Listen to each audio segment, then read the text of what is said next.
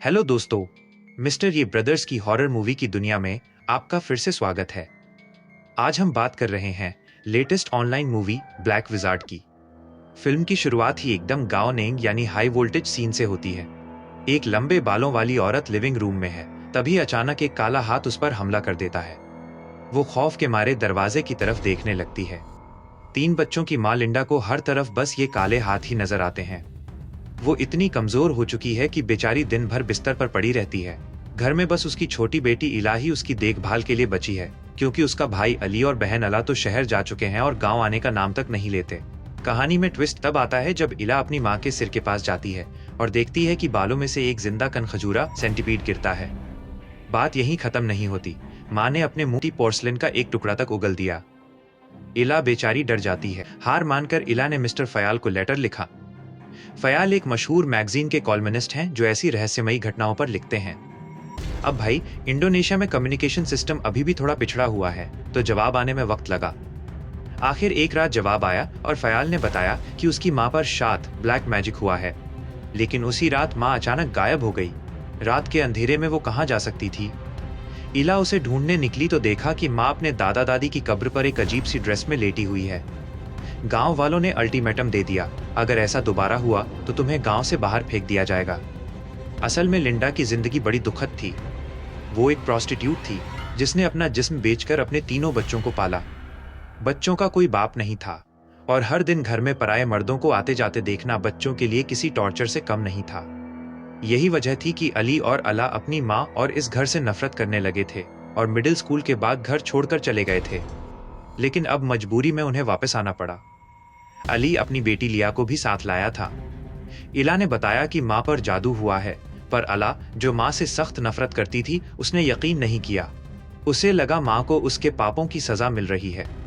तभी ऊपर से चीखने की आवाज आई और लिंडा की जान चली गई। किसी को समझ नहीं आया कि ये मौत थी या दुखों से आजादी।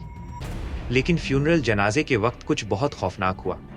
एक काली बिल्ली लिंडा की लाश के ऊपर से गुजरी और मुर्दा लिंडा ने अपनी आंखें खोल दी। वो करिश्माई तौर पर जिंदा हो गई थी। डॉक्टर ने इसे फेक डेथ कहा, पर अली को दाल में कुछ काला लग रहा था। जिंदा होने के बाद माँ एकदम बदल गई थी, जैसे कोई दूसरा इंसान। वो घर साफ करने लगी, खाना बनाने लगी। पर एक पल ऐसा आया जब किसी ने ध्यान नहीं दिया कि लिंडा की आंखों पर एक मक्खी बैठी थी और उसे कोई फर्क नहीं पड़ रहा था। अजीबोगरीब घटनाओं का सिलसिला शुरू हो गया। छोटी बच्ची लिया कमरे में अपनी गुड़िया डॉल से खेल रही थी कि अचानक गुड़िया का चेहरा बदल गया। वो इतना डरावना था कि बड़े भी डर जाएं। उधर अला ने आधी रात को शोर सुना। जब बाहर गई तो देखा कि माँ बाढ़ से टकरा रही है। जैसे ही वो करीब गई, माँ का चेहरा मुर्दे जैसा था। माँ ने एक गाढ़ा मरहम उगला और फिर अला के मुंह पर एक जोरदार थप्पड़ पड़ा, जिससे एक छोटा बच्चा, मिनी बेबी, बाहर आ गिरा। ये अला के लिए एक भयानक नाइटमेयर जैसा था। बाजार में भी अली को अपनी माँ के साथ डर लगने लगा था। वो बस एक सिगरेट लेने हटा और माँ को खो दिया, और जब माँ मिली तो मंजर बहुत डरावना था। रात के खाने पर अली ने अपनी बेटी को माँ का बनाया खाना तक नहीं खाने दिया। लिंडा को बहुत गुस्सा आया। यहाँ माँ और बेटी के बीच एक जबरदस्त बहस होती है। अल्लाह कहती है, मैं भी माँ हूँ, पर मैं अपनी औलाद को वो सब नहीं देखने दूंगी जो हमने देखा।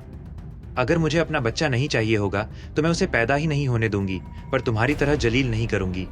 माँ बस रहस्यमयी तरीके से हंसी और बोली, तुम नहीं जानती तुम्हारे भाई ने क्या क्या पाप छुपा रखे हैं। दहशत बढ़ती गई। टीवी पर माँ जैसा दिखने वाला एनिमेशन चलने लगा।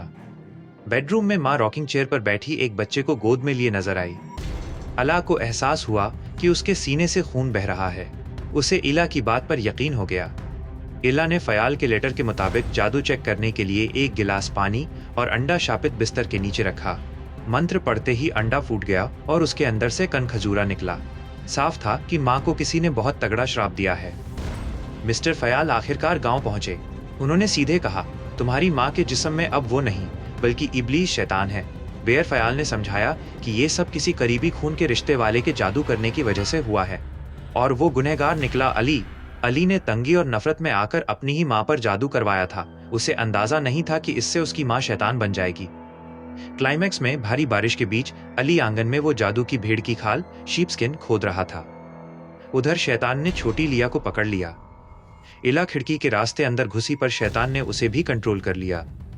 माँ की गर्दन किसी गुड़िया की तरह खिंच गई थी और वो लिया को मारने ही वाली थी। तभी अली ने आखिर में वो भेड़ की खाल जला दी।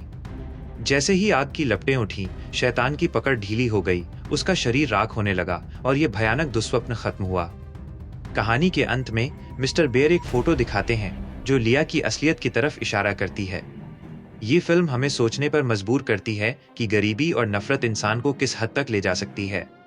अली और अला की नाराजगी समझ आती है, पर अली का बदला लेना सब कुछ तबाह कर गया।